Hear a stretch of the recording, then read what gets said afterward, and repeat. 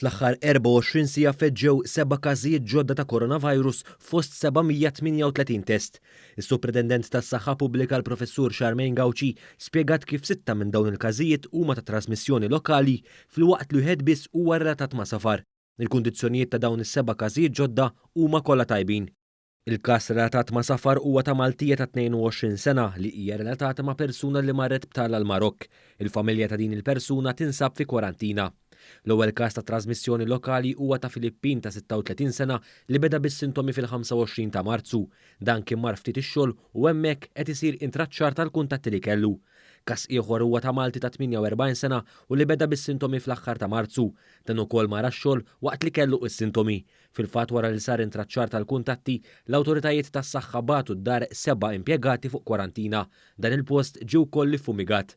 It-tielet każ ta' trasmissjoni lokali huwa ta' Malti ta' 27 sena u li beda bis-sintomi ta' sola fit-30 ta' Marzu. Huwa mar ix-xogħol meta kellu s-sintomi u bekk 4 impjegati ntbagħtu d-dar fuq kwarantina. Mara ta' 59 sena wkoll laqtet il-coronavirus wara li kellha kuntatt ma' qrabata li wkoll kienu pożittivi għal coronavirus. Il-ħames każ ta' trasmissjoni lokali huwa ta' Maltija ta' 43 sena li bdiet bis-sintomi fit-18 ta' Marzu. Hija ma taħdimx madankollu xorta qed isir kuntatt ma' qrabata. L-aħħar każ huwa ta' Maltija ta' 26 sena li taħdem fil-qasam tas-saħħa. Hija bdiet bis-sintomi fit-28 ta' Marzu. Il-ġurnata ta' qabel hija marret għax-xogħol u bekk sar kuntatt mal-impjegati kollha li kienu magħha fl-istess shift. Dawn kollha jinsabu taħt kwarantina. Il-pazjenti li setgħu kellhom kuntatt ma' din il-persuna qegħdin taħt monitoraġġ.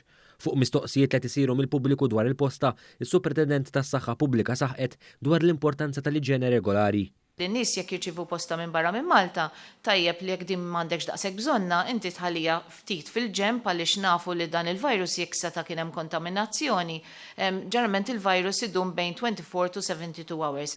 Intant il-Professur Gauci spjegat li fit-taqsima tal-kura intensiva għad hemm 2 pazjenti bl-anzjan ta' 72 sena li kien intubat qed jaqleb għall-aħjar.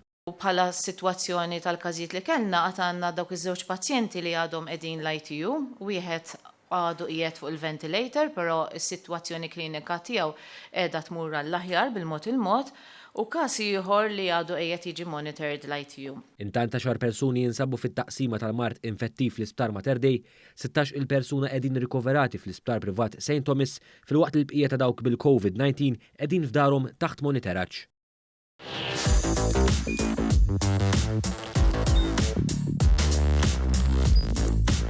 Idħol fuq one.com.mt u hemmhekk tista' tara l-programmi kollha li jxandru fuq One permezz ta' One Play.